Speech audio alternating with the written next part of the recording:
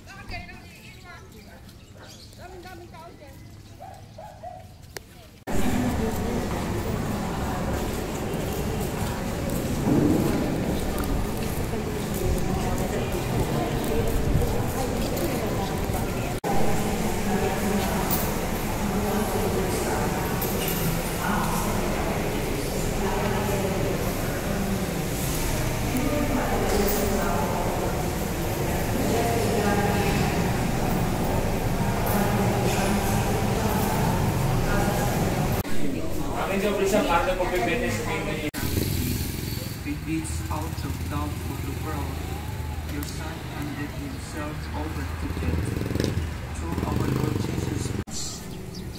Many reflections about this gospel will tell us, do they look at themselves, the religious leaders? Do they think of their own sin that deserves the same punishment as the woman caught in the very act of adultery? These are questions that should help us to look at ourselves this season of Lent. My brothers and sisters, the gospel reminds us of the unconditional mercy of God that goes beyond St. Gregory, Mahayhay, Laguna.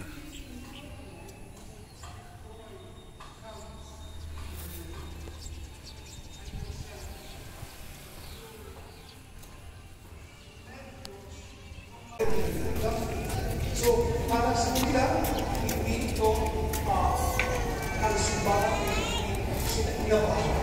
Kundi itulungan sila na magulong. Dito po kami sa ano ba to? Pagsanhan, Laguna, Our Lady of Guadalupe.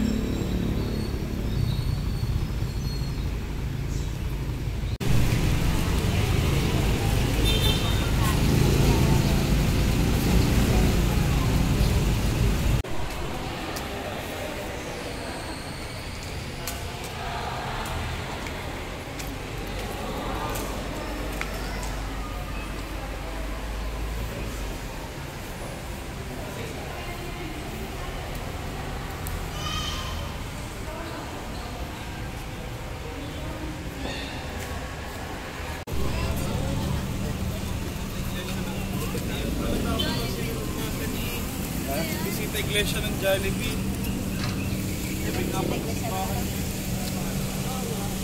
Naglambo.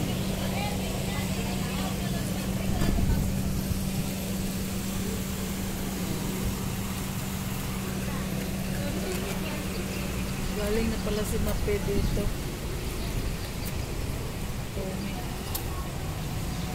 Ito po kami sa Paete, San Santiago Apostol.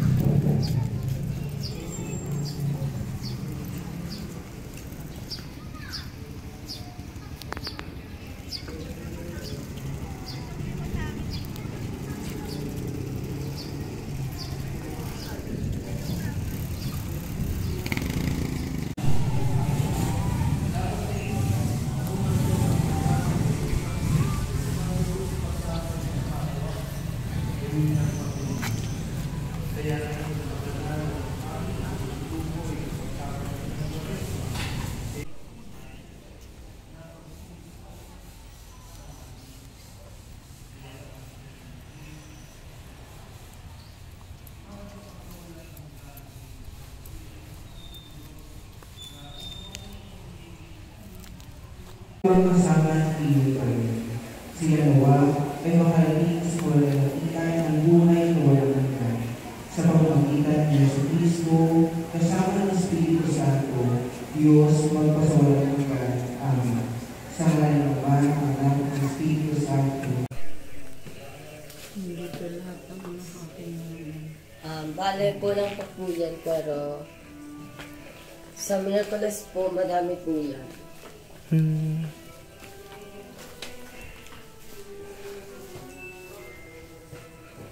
naman po yung red book na kasaysayan ng bahay. At nandito naman po ang mga santong araw sa bahay ng Paete. At mga imahen po na dito po natin mababase kung original ba or hindi. Yung nakalagay dito sa imahen. Dito sa Lenten exhibit. May documentation. documentation. Dito is, may makikita po miniature of Maanaseño. Ito po, kaya po nakaupo ganito ay tanda ng pagkahari niya. Tapos, pinapaliguan po yan ng agua de color niya na may lambanog. Para po ma-preserve ang kanyang katawan. Ayan din po ay may human joint as human. Kagaya po natin.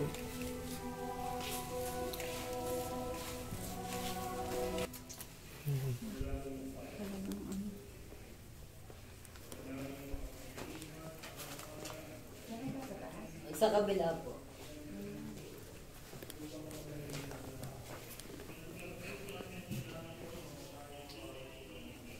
Wood carvings pala. Wood carving. Wood carvings. At nandito naman po sa kabila sili, pamilya mo.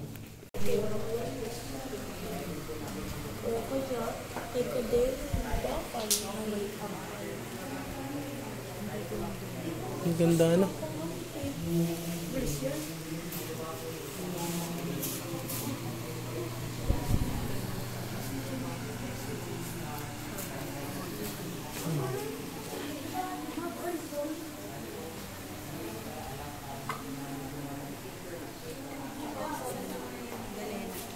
Meron.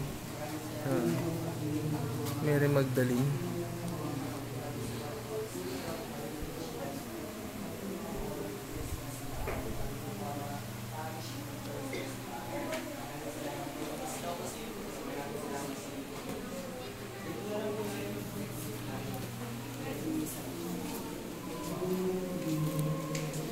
Asawa ni Kuza.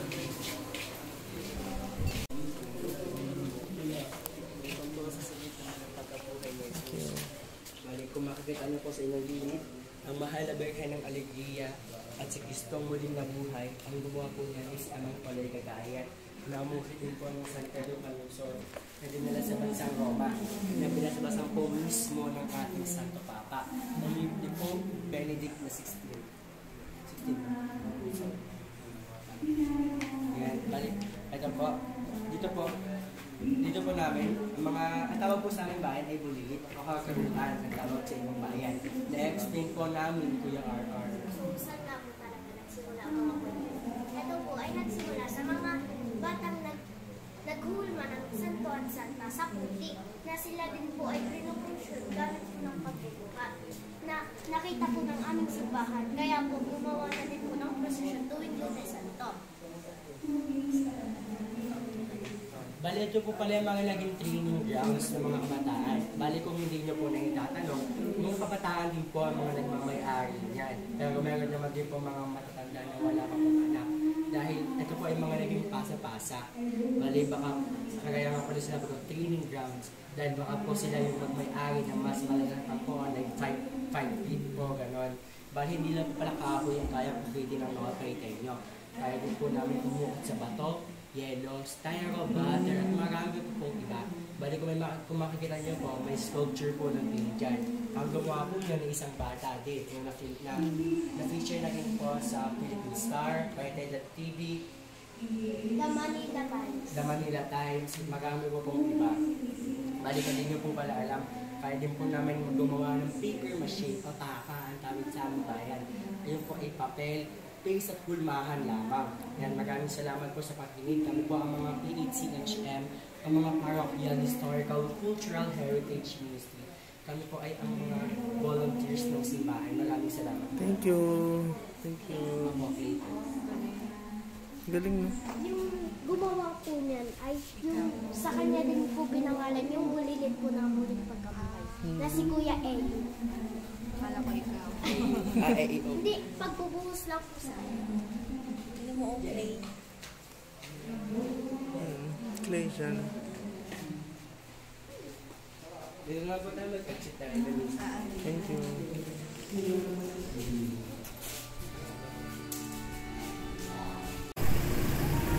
Dito po kami sa Pakil, Laguna.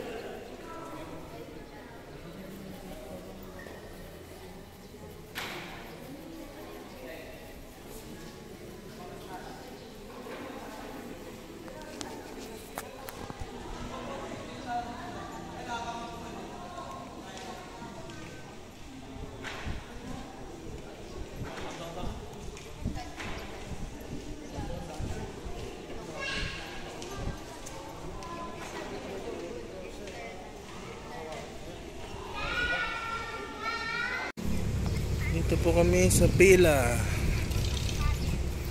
Ano pangalan nito? Pila, Laguna. National Shrine and Parish of San Antonio de Padua.